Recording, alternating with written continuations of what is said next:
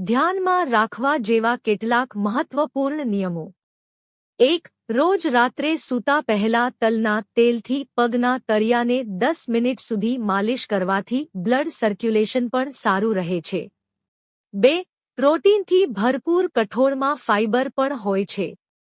જે લોકોને પેટ સંબંધિત સમસ્યા હોય તેમણે દાળનું પાણી પીવું જોઈએ। 3. ગોળને ખાંડની તુલનામાં હેલ્થી માનવામાં આવે છે। તેથી ગરમીમાં શરબત, લસ્સી અને દહીં જેવી વસ્તુઓમાં તેનો મીઠાશ તરીકે ઉપયોગ કરી શકાય છે।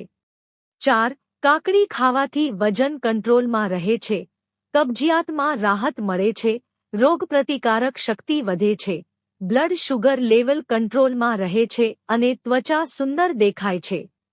5. પાલકમાં ભરપૂર માત્રામાં આયર્ન હોય છે, તેથી તે મહિલાઓ માટે ખાસ કરીને ફાયદાકારક છે। પીરિયડ્સ દરમિયાન આયર્નની કમી અથવા એનિમિયાની સ્થિતિમાં મહિલાઓ માટે પાલકનું સેવન ખૂબ જ ફાયદાકારક છે। 6. અળસીના બીજને પલાળીને અથવા પાવડર કરીને ખાવામાં આવે તો શરીર તેમાં રહેલા પોષક તત્વોને ઝડપથી શોષી લે છે। સવારના નાસ્તામાં અળસીને અનાજ અથવા દહીં સાથે ખાવાથી લાભ થાય છે। 7. સવારના સમયે ખાલી પેટમાં અમે અંકુરિત મગનું સેવન કરવું જોઈએ, જેનાથી આપણું સ્વાસ્થ્ય સારું રહેવાની સાથે જ તમે તેની દાળનું સેવન કરવાથી પણ ભરપૂર માત્રામાં ઊર્જા મળે છે, જેનાથી આપણા શરીર સ્વસ્થ રહે છે। આ પ્રીમેચ્યોર એજિંગને રોકે છે। 8. સરગવાના પાવડરમાં હાજર એન્ટીઓક્સિડન્ટો ઓક્સિડેટિવ તણાવ ઘટાડવા અને અકાળ વૃદ્ધત્વના લક્ષણોને ધીમું કરવામાં મદદ કરી શકે છે। 9. મેથીનું પાણી પીવાથી ત્વચાની તંદુરસ્તી વધારે છે અને ખીલ મટાડે છે। 10. પીચીસ એ ઉનાળાના ફળોમાંનું એક છે જે શરીરમાં પ્રવાહી સંતુલન જાળવવામાં અને એન્ટીઓક્સિડન્ટો પ્રદાન કરવામાં મદદ કરે છે। 11. વાંચવાની સાથે યોગ કરવાથી પણ તણાવમુક્ત રહી શકાય છે। 12. શુદ્ધ પાણી પીવાથી રોગપ્રતિકારક શક્તિ વધે છે કારણ કે તેમાં તમામ જરૂરી ખનિજો અને વિટામિન્સ હોય છે। તે ચયાપચય અને ત્વચાના સ્વાસ્થ્યને સુધારવામાં અસરકારક સાબિત થાય છે, તેમજ સ્વચ્છ પાણી વજન ઘટાડવામાં મદદરૂપ સાબિત થઈ શકે છે। 13. સવારે અથવા સાંજે એકાંત જગ્યાએ બેસો, તમારી આંખો બંધ કરો અને તમારા શ્વાસ પર ધ્યાન કેન્દ્રિત કરો। 14. શેતુર વજન ઓછું કરવામાં, પાચન તંત્ર ઠીક રાખવામાં, આંખની રોશની વધારવામાં, ચહેરાની લાલીમાં જાળવવા અને તણાવ દૂર કરવા, વાળને મજબૂત કરવા વગેરેમાં ખૂબ જ કારગર માનવામાં આવે છે। 15. ગાજરમાં હાજર બાયોટીન અને વિટામિન એ અને કેરાટીન હેર ગ્રોથ માટે સારું માનવામાં આવે છે। વાળને લાંબા બનાવવા માટે તમે ગાજરનો ઉપયોગ કરી શકો છો।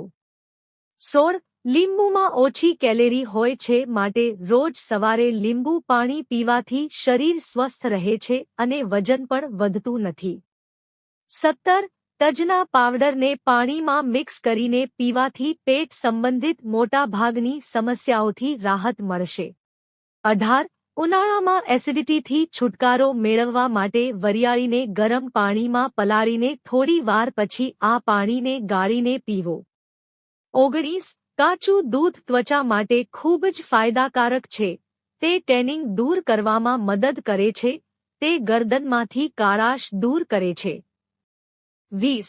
જે લોકોને વજન વધવાની સમસ્યાનો રહેતી હોય તો તે લોકોએ કાકડીનું સેવન કરવું જોઈએ।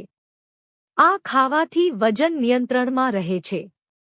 21. ઉનાળામાં ટેનિંગ સૌથી મોટી સમસ્યા રહેતી હોય છે, આનાથી જો તમે છુટકારો મેળવવા માંગતા હોવ મુલતાની માટીમાં ચંદન અને ટામેટાનો રસ મિક્સ કરીને ચહેરા પર લગાવો પછી તેને સુકાવી દઈ સાદા પાણીથી ધોઈ લો। 22.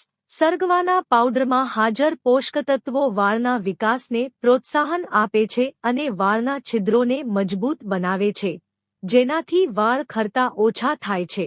23. જો તમને પણ ઉધરસ આવે ત્યારે દૂધ પીવું હોય તો તમે દૂધમાં મધ મિક્સ કરીને પી શકો છો।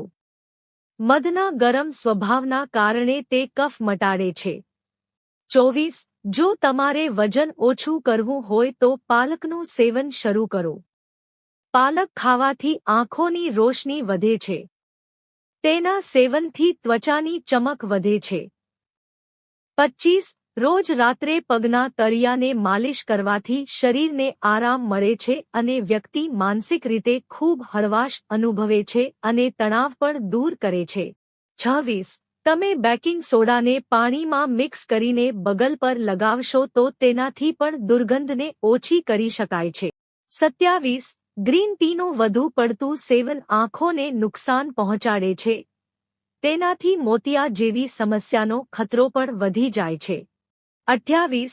સાંધાના દુખાવામાં જો તમે નિયમિત કોલ્ડ્રિંક કે પછી મીઠી વસ્તુઓનું સેવન કરશો તો તમારા શરીરના બધા જ સાંધા દુખવા લાગશે.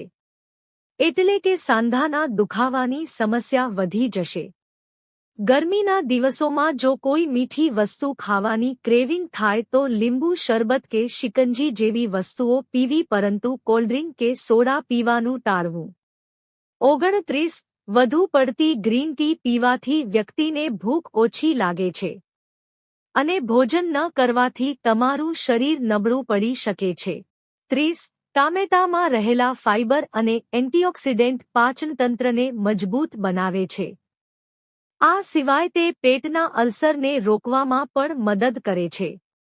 31. મુલતાની માટી, ગુલાબજળ અને ચંદન મિક્સ કરીને ચહેરા પર લગાવવાથી તમે ચહેરાનો નેચરલ ગ્લો પાછો લાવી શકો છો. 32. ઉનાળામાં ત્વચાને ઠંડક આપવા માટે તમે મુલતાની માટીમાં ગુલાબજળ મિક્સ કરીને ચહેરા પર લગાવી શકો છો. તેનાથી ત્વચાને ઠંડક મળશે. 33. જો ત્વચા શુષ્ક હોય તો તમે મુલતાની માટીને કાચા દૂધમાં મિક્સ કરીને લગાવો. ત્વચા સ્વચ્છ અને મોઇશ્ચરાઇઝ્ડ રહે છે. 34. ઉનાળામાં દહીં ખાવાથી શરીરને ઠંડક મળે છે અને કેલ્શિયમની ઉણપ દૂર થાય છે. દહીંમાં કેલ્શિયમ જોવા મળે છે અને ઉનાળાની ઋતુમાં તેને ખાવાથી પાચનક્રિયા પણ મજબૂત બને છે. 35. પનીરમાં પણ કેલ્શિયમ જોવા મળે છે. તમે ચીઝના નાના ટુકડા કરી શકો છો અને તેને સલાડનો ભાગ બનાવી શકો છો. 36. વાળ અકાળે સફેદ થવાનું બીજું એક મહત્વનું કારણ છે. તે છે વિટામિનની ઉણપ. આ વિટામિનની ગેરહાજરી અથવા ઉણપ વાળના વિકાસને ઘટાડે છે, જેના કારણે નાની ઉંમરમાં જ ગ્રે વાળ દેખાવા લાગે છે. જો તમને વિડિયો પસંદ આવ્યો હોય તો વિડિયોને લાઇક કરો અને ચેનલને સબસ્ક્રાઇબ કરો. વિડિયો જોવા બદલ આપ સૌનો આભાર.